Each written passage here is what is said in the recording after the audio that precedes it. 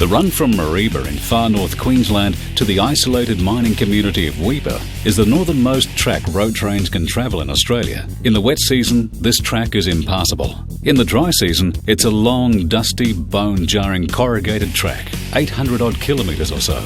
Yet this is where one Kenworth T650 travels each week, delivering much-needed supplies to the remote centre's inhabitants. And we're about to join driver Jim Miles in his Kenworth T650 on the Weipa Run.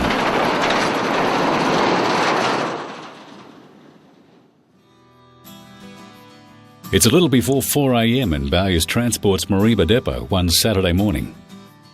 The headlights from an old ute light the yard as Jim connects the Kenworth T650 to his lead trailer, a 45-foot fridge van. This is the start of Jim Miles' weekly supply run to cattle stations, roadhouses and the remote mining centre of Weipa in the top of Australia's Gulf country. It's a vital run that everybody relies on. The night before, Jim had taken 2 of his dog trailers, they're the 2 back trailers in the road train combination, out to a parking bay at Mount Molloy, some 43 kilometres further north. This morning there was little to do except to top up the fridge van's fuel tank and head north.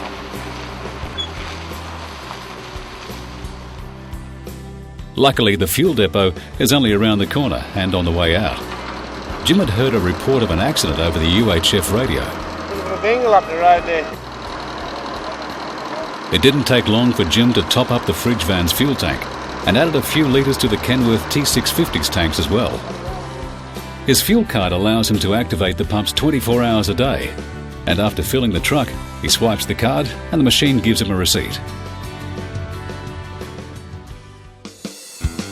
Now it was time to hit the road in earnest.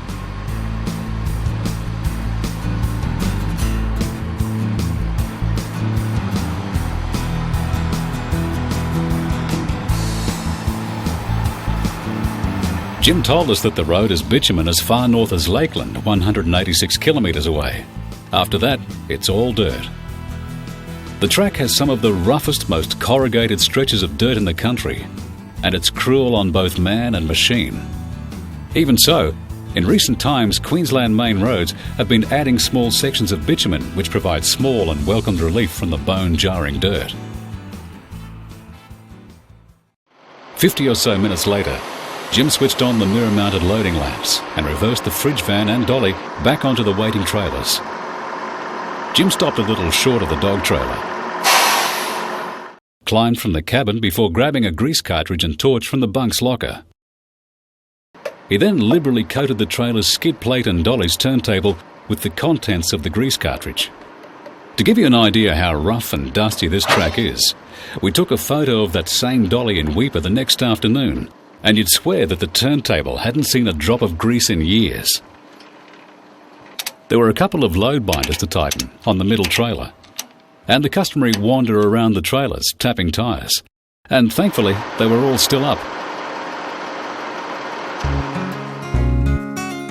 Now the C15 Caterpillar under the hood growled in earnest as the 3 trailers began to roll northward. Jim leaves the loading lights on for a few minutes to check the road train is tracking straight. And it is.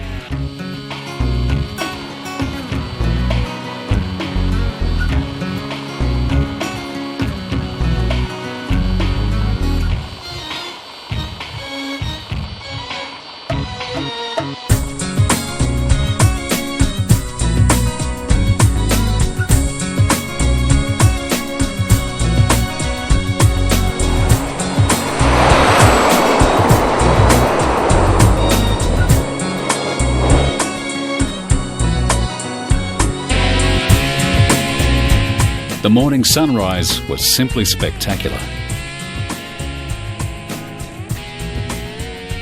Jim was well into the slow climb up the range out of Mount Carbine. It's a long, grueling climb, and the big-hearted Cat engine does it easily. Not that Jim minds either, as the scenery is breathtaking.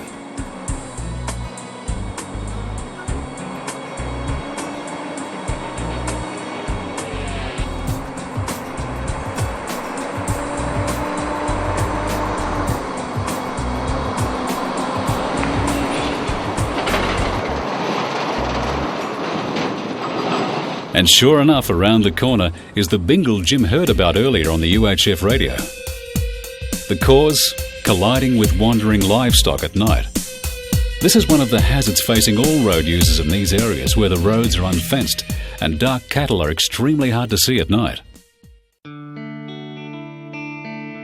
James Earl Lookout, the highest point on the range, and the perfect spot to stop and check the load.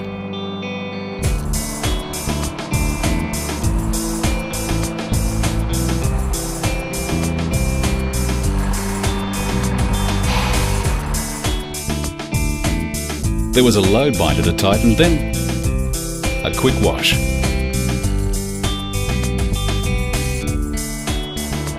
It's a long descent down the range. Jim selects a low gear and lets the big Cat's engine brake do all the braking on the way down. The Cat's engine brake produces roughly 400 braking horsepower, which really saves the road train's brake pads and drums.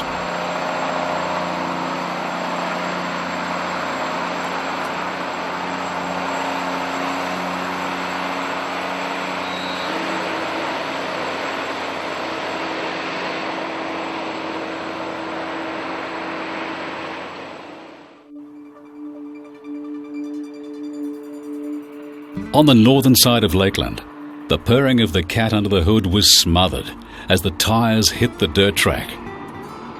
Dust literally bellowed from the trailers, and that's how it'll be for the next 700-odd bone-chattering kilometres.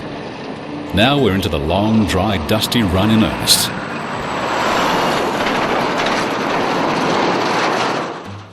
But thankfully Jim had some deliveries along the way, and the first stop was the tiny community of Laura, where a well-deserved feed of bacon and eggs washed down with a strong coffee was more than welcomed.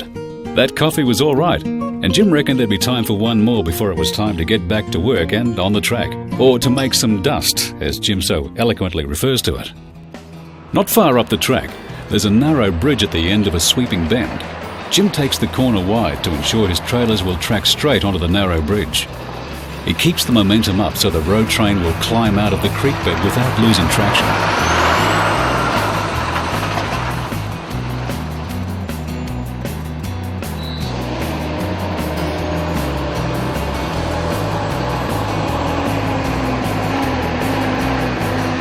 And so the miles roll by, in and out of washouts and dry creek beds.